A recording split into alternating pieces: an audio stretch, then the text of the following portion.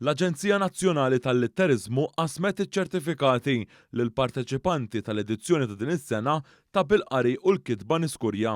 Dan il-programm għandu lan li għanqal l-imħabba għal-qari u l-kitba permezz tal-futbol u huwa mfassal apposta għat-tfal li jħobbu il-logħba tal-ballun. It-tfal li ħaddu sehem kienu jiltaqgħu fid-dressing room li fiha hemm xelta ta' kotba kemm bil-Malti u anke bl-Ingliż b'suġġetti relatati mal-futbol. Il-kap eżekuttiv tal-Aġenzija Nazzjonali tal-Litterizmu, David Muscat, spjega s-sinifikat ta' dan il-programm.